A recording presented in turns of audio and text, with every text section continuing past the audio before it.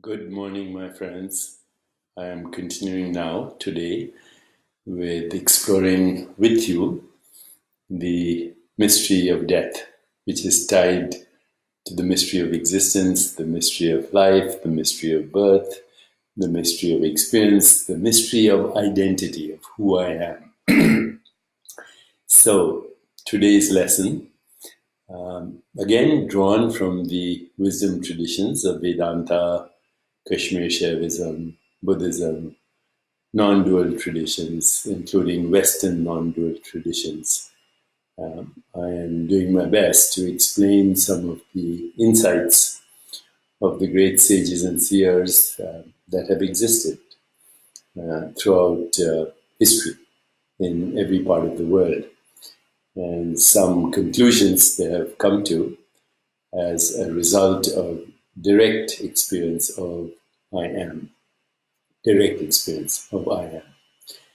So that's the awareness that we need to encounter our own presence as awareness in order to actually not only understand but surrender to the mystery of our existence.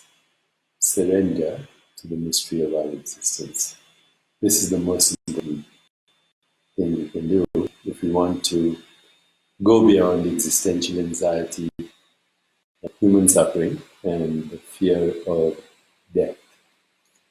So let me continue with today's idea, which is the unreal never existed and the real never dies. So the Vedanta states in many forms, in many places, including the Yoga Vashishta and the teachings of Nisargadatta Maharaj and many other luminaries, the first principle is that to take the world as real and oneself as unreal. To take the world as real and oneself, self, not the body, self, because the body mind is part of the world. To take the world as real, but the self, oneself, as unreal, is ignorance and the cause of all suffering. I'll repeat that. To take the world as real and oneself, the self, I am, as unreal, is ignorance and the cause of all human suffering. So in many systems of thought, particularly in the West, what we call the afterlife or life after death is thought of as a place existing in space and time. So heaven, hell, purgatory, or some other location, usually somewhere up there, up above, or somewhere down there, below, heaven above, hell below, are thought of as places and some distant region.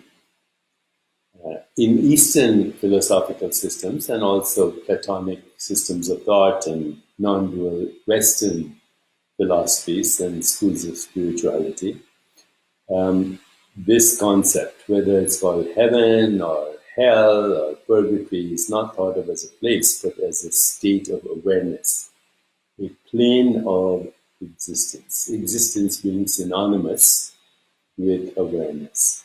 A plane of existence is a vibratory expression of spirit or consciousness in which the cosmos lives and moves and has its existence. So once again, a plane of existence is a vibratory expression of spirit or consciousness in which the cosmos lives and moves and has its existence.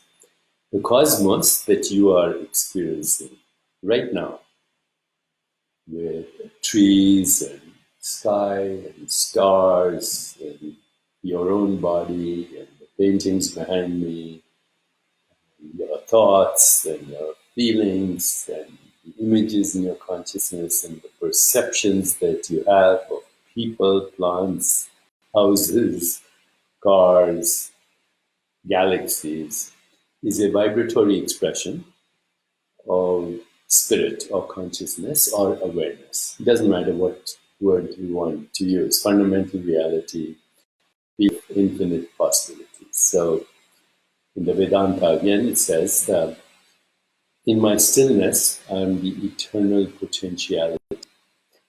And in my movement, I am the changing cosmos. In my stillness, I am the eternal potentiality, immeasurable potential of all that was, all that is, all that will be in my stillness. So in my dynamism, I am the moving cosmos. So just move a little bit. Move your hand. Move your vocal cords to speak. Look here, look there. Say something. Touch something. Smell something. Taste something. Feel something. And you're changing, in that moment, the entire space-time geometry of the universe. Not only at Planck scale space-time geometry, but the total. So I am in every movement, in every being, or every person, or every sentient organism, biological activity. I am in even the slightest movement changes not only the appearance of the form that we call our body. Right now, I'm changing the appearance of the form we call the body.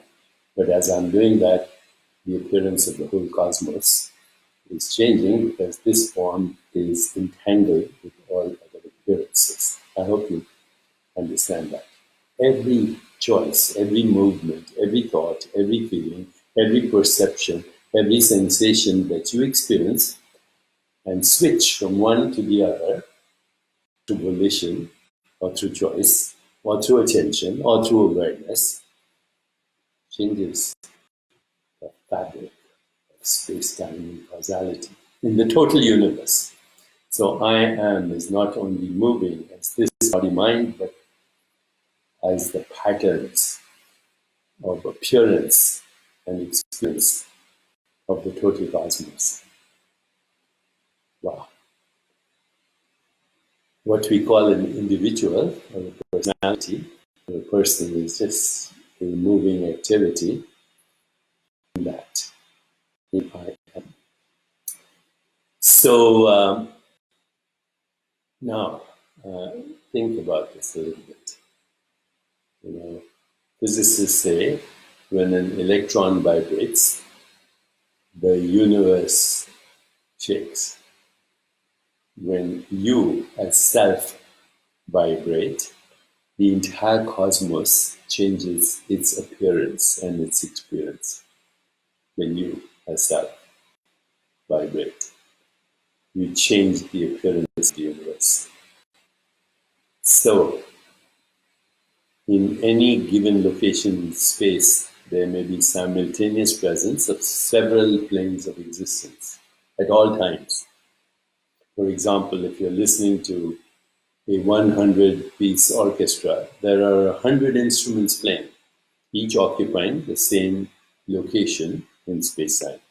You can listen to the symphony as a whole, or if you wish, you could put your attention on the music or vibration of each specific instrument or each separate tone out of or note out of the individual notes of all the instruments. In one case you localize, in the other case you have the holistic experience. When I move my hand, my whole body has a holistic experience, but I am as a cosmos also has a holistic experience. If you had an ear that could hear only one frequency, you would miss out on the rest of the symphony and only hear one instrument out of 100, or if your ear could hear the frequency for a few notes, you would miss the other notes being played. 99% of reality would be unavailable to you because you weren't tuned into those frequencies. Okay. Does that make sense? It does. So another example is that the electromagnetic energy, which includes all of visible light, also includes things like infrared, microwave, radio waves, cosmic waves, ultraviolet, X-rays, cosmic rays, microwaves, on and on. What we're experiencing is a narrow bandwidth of activity that expresses itself as the human biological organism and the world that is available to that biological organism as a narrow bandwidth of the activity of the consciousness that is conceiving, constructing, becoming, and experiencing the cosmos as a biological organism. But the biological organism itself is an experience in I am. I am is the ultimate reality.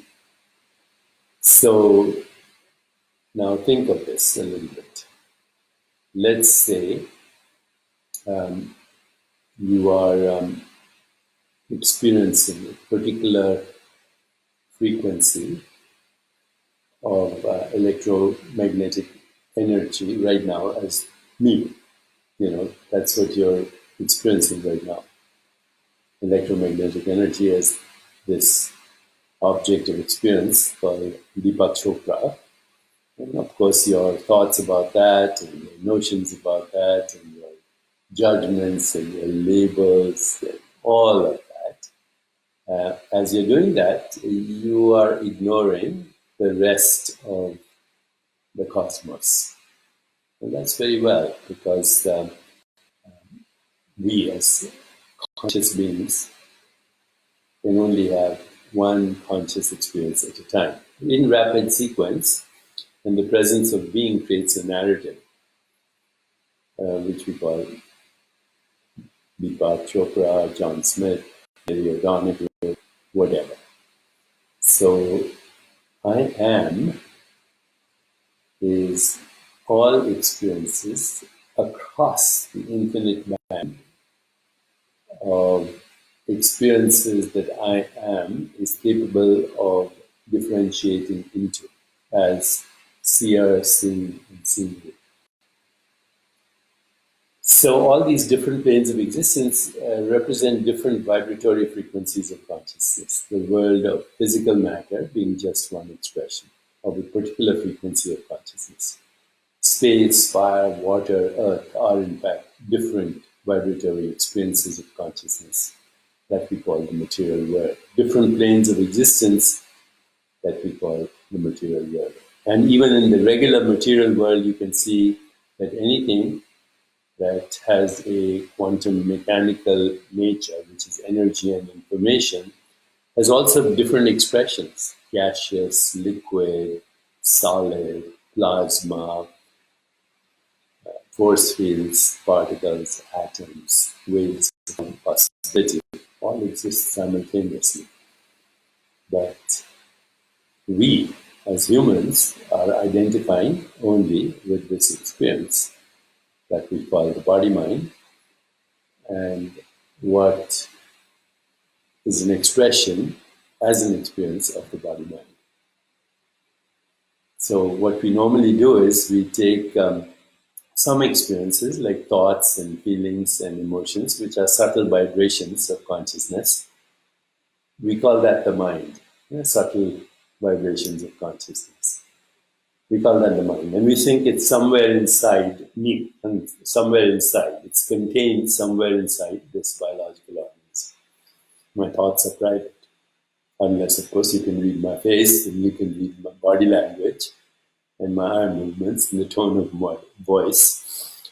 And you can actually go beyond the appearance of the mask that I am, then you can actually read my thoughts. But normally, we think of thoughts as private, and somewhere inside this skin encapsulated biological organism, housing an ego identity. We think that's inside, and then we think of the world as outside. But what is the world outside? It's a perceptual activity of a different vibration than the thoughts, which we call the mind, the feelings, the emotions, the images that we call the mind, with the eyes closed. If I say strawberry, just the word strawberry, you get an image. You can also get a taste, subtle. You can get a smell, you can get a texture. You can get a sensation, subtle. That's a mental experience. When you actually eat the strawberry, that's a perceptual experience. And both are modifications of the self. There's no inside and there's no outside. The inside outside comes from the so-called object subject split, which is totally artificial. It has no basis in reality. Of course, science is based on subject object split, has its uses. Science is also based on the idea that the ontological primitive of the universe is matter. No one has ever experienced a substance called matter. You and I have never experienced a substance called matter. What we call matter is the human concept, human idea of modes of knowing and experience, which are either perceptual activities, vibrations of consciousness, or mental activities of consciousness. And then one is gross, obvious, physical appearing, and the other is subtle, finer, appearing as mental activity. But there's no inside outside.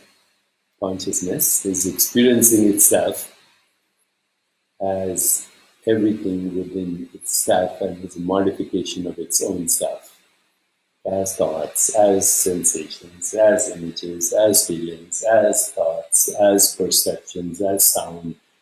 Everything you experience is a modified symbolic representation of your own self. For I am is real, I am this or that, or that, or that, or this, or that, or this is transient, impermanent, illusory, and does not intrinsically exist except as a wisp of memory, a thread of desire, a little image, and a story woven around that. Get rid of all your stories, and I am remains is pristine, original, free, unfettered, borderless, infinite, formless, irreducible, causeless, non-local.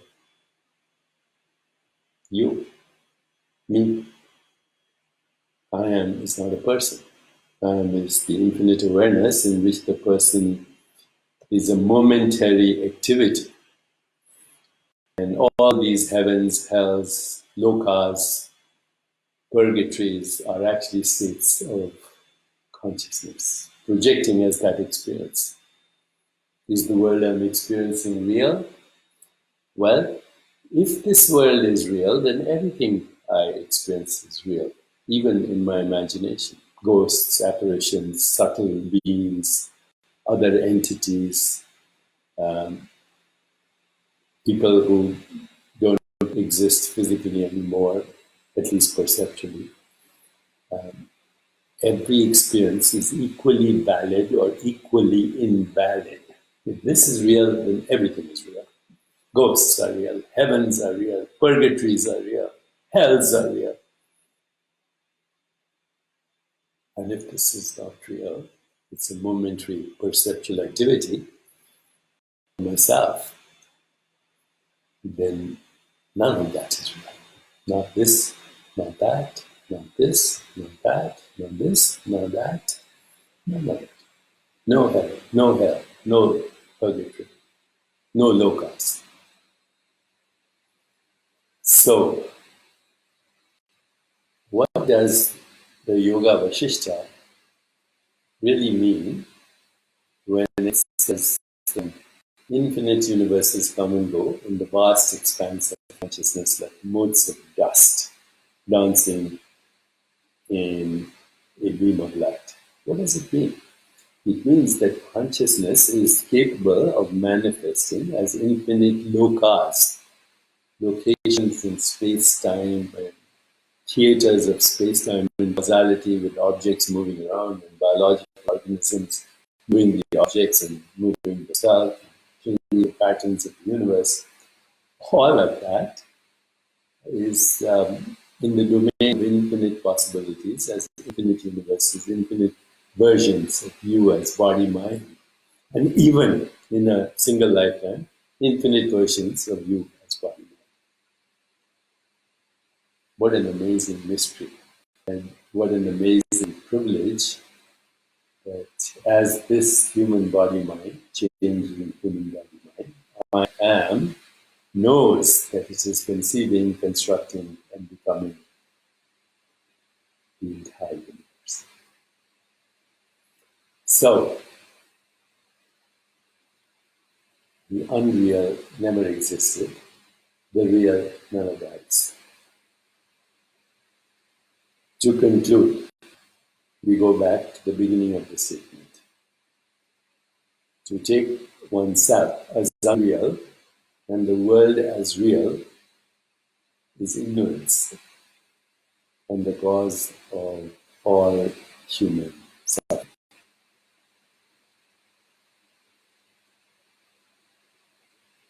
So, what's the mantra today?